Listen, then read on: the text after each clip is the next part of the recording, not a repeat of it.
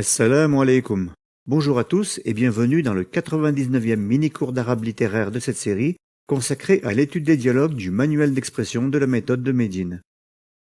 Aujourd'hui, nous allons terminer notre étude de la première phrase du texte d'introduction de la 4e leçon en nous intéressant aux questions de déclinaison, de prononciation et d'écriture que vous devez connaître pour bien saisir son sens et la prononcer correctement.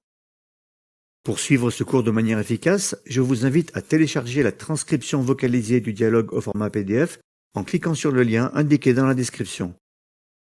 Commençons donc par reprendre cette phrase d'introduction. هذا مطار الأمير محمد بن عبد العزيز بالمدينة المنورة. Voici l'aéroport Émir Mohammed ibn Abdul Aziz de Médine. Comme nous l'avons observé dans le cours précédent, la phrase commence par le pronom démonstratif هذا, suivi du nom matar, qui occupe respectivement les fonctions de mubtada et khabar, le sujet de la phrase nominale et son information, qui sont les deux éléments essentiels de la phrase nominale. En effet, si on supprime tous les autres éléments de cette phrase, on obtient هذا matar, qui signifie voici un aéroport et qui est une phrase nominale correcte, tant au niveau du sens que de la grammaire. La phrase contient ensuite des éléments qui vont nous indiquer de quel aéroport il s'agit, ainsi que l'endroit où il se trouve. Le nom matar est donc mudaf, annexé au nom al-Amir, pour indiquer qu'il s'agit de l'aéroport Émir Mohammed ibn Abdul Aziz. L'annexion, al-idafa en arabe, établit donc une relation entre le premier terme qui la compose et le nom qui le suit. Cette relation exprime souvent la possession, mais peut aussi exprimer d'autres types de relations, comme par exemple lorsqu'il s'agit simplement d'indiquer le nom d'un édifice ou d'une institution. Du point de vue de la déclinaison, le nom al-Amir est donc mudafun ilayhi, annexant, ce qui implique pour lui le cas indirect et le marquage de sa terminaison par la voyelle kasra. Hada matarul amiri. Le nom al-Amir est ensuite suivi du prénom Mohammed, qui remplit la fonction de badal, en français le substitutif, puisqu'il s'agit du prénom de l'émir et qu'il désigne donc la même personne. Comme je vous l'ai expliqué dans le cours précédent, le nom qui occupe la fonction de badal s'accorde avec le nom qui le précède. Il est donc lui aussi majrour, décliné au cas indirect, et sa terminaison est marquée par la voyelle kasra. On trouve ensuite le nom ibn, qui signifie fils, et qui occupe lui aussi la fonction de badal du nom al-Amir, puisqu'à nouveau il apporte une précision sur l'identité de l'émir en utilisant un nom qui se réfère à sa propre personne, puisqu'en plus de se prénommer Mohammed, il est aussi le fils de Abdul Aziz, comme nous allons le voir dans un instant.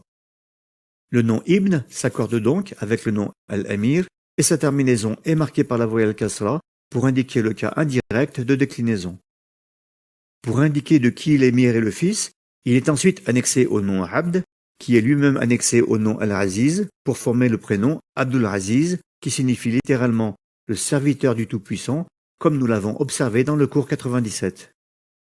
Les noms Abd et Al-Aziz occupent donc tous les deux la fonction de mudafun ilayhi, puisqu'ils annexent le nom qui les précède pour indiquer leur relation. Ils sont donc tous les deux majrour, déclinés au cas indirect, et leurs terminaisons sont marquées par la voyelle kasra. Matarul Amiri Muhammadin ibn Abdul Aziz. L'aéroport Émir Mohammed ibn Abdul Aziz. En fin de phrase, on trouve ensuite la particule ba, qui précède le nom al-Madina, et qui dans ce contexte indique l'endroit où se trouve l'aéroport, à la manière de la particule fi. Comme il s'agit d'une particule du cas indirect, harful jar, le nom al-Madina, qui lui fait suite, est donc lui aussi majrour, et sa terminaison est marquée par la voyelle kasra. Enfin, le nom al-Munawwara, qui signifie lumineuse, remplit la fonction d'adjectif qualificatif, naht en arabe, afin de préciser qu'il s'agit de la ville de Médine en Arabie Saoudite, qui est surnommée la ville lumineuse, Al-Madinatul Munawwara. L'adjectif Al-Munawwara s'accorde avec le nom qui le précède, et il est donc lui aussi majrour, décliné au cas indirect, et marqué par la voyelle kasra à sa terminaison. Bil Madinatil Munawwarati, qu'on pourrait traduire par à Médine la lumineuse, ou tout simplement à Médine. Pour résumer la déclinaison des différents éléments de cette phrase, on peut donc remarquer qu'il y a deux mots qui sont invariables. Le pronom personnel hada, qui remplit la fonction de mubtada, le sujet de la phrase nominale, et la particule du cas indirect, ba. Concernant les mots déclinables, on trouve le nom mataru, qui occupe la fonction de khabar, l'information, et qui est donc marfou', c'est-à-dire décliné au cas régulier, et marqué par la voyelle dhamma. Tous les autres noms de cette phrase sont majrour, c'est-à-dire déclinés au cas indirect, et leurs terminaisons sont toutes marquées par la voyelle kasra en raison des différentes fonctions qu'ils occupent dans la phrase. Les noms al-amir, abd et al-aziz occupent la fonction de mudafun ilayhi puisqu'ils annexent les mots qui les précèdent. Les noms Muhammad et Ibn occupent quant à eux la fonction de badal, le substitutif, puisqu'ils désignent tous les deux al-amir afin de renseigner sur son identité et s'accordent donc avec lui en déclinaison. Le nom al-Madina est quant à lui précédé de la particule ba, qui est une particule de cas indirect, et l'adjectif al-Munawwara, qui le qualifie, s'accorde avec lui en déclinaison. هذا مطار الأمير محمد بن عبد العزيز بالمدينة المنورة. Voici l'aéroport Émir Mohammed ibn Abdul Aziz de Médine. Avant de terminer, il me reste à vous faire part de deux remarques qui concernent l'écriture et la prononciation. La première, c'est que le nom Ibn s'écrit habituellement avec la lettre alif à son début. Il s'agit d'un alif de liaison qui n'est pas prononcé et indique simplement que l'on doit prononcer la voyelle kasra à cet endroit lorsqu'on ne fait pas la liaison avec un mot qui la précède. On prononcera donc la voyelle kasra à cet endroit lorsque le mot est situé en début de phrase, comme par exemple lorsqu'on dit Ibnu Khalidin talibun. Le fils de Khaled est étudiant.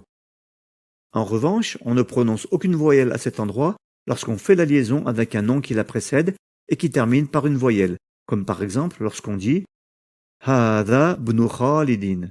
C'est le fils de Khaled. Cette lettre alif disparaît cependant lorsque le nom Ibn est placé entre deux noms propres, comme c'est le cas de la phrase que nous étudions. La deuxième remarque, c'est que vous avez peut-être remarqué qu'à chaque fois que j'ai lu cette phrase, j'ai prononcé la voyelle kasra, le son i, après la double voyelle du nom Muhammadun ou Muhammadin selon le cas. En effet, du point de vue de la prononciation, la double voyelle finale, appelée tanwin en arabe, termine par le son de la lettre noun prononcée sans voyelle. Muhammadun, Muhammadin. Dans la phrase étudiée, comme ce prénom est placé avant le nom Ibn, on doit prononcer à cet endroit la voyelle kasra pour permettre la prononciation, puisqu'il est interdit en arabe de prononcer successivement deux lettres sans voyelle. هذا مطار الأمير محمد بن عبد العزيز. Voici l'aéroport Émir Mohammed ibn Abdul Aziz. Voilà pour aujourd'hui, ce 99e mini-cours d'arabe est maintenant terminé. Si vous n'avez pas compris un point en particulier dans cette explication, n'hésitez pas à me l'indiquer dans les commentaires. Si vous souhaitez recevoir les prochains cours ou consulter les cours déjà publiés, ainsi que l'ensemble de mes supports d'apprentissage de l'arabe littéraire, je vous invite à vous inscrire gratuitement au club privé arabe réussite en cliquant sur le lien indiqué dans la description. Pour être averti de la parution de mes nouvelles vidéos, abonnez-vous à ma chaine. Wassalamu alaikum.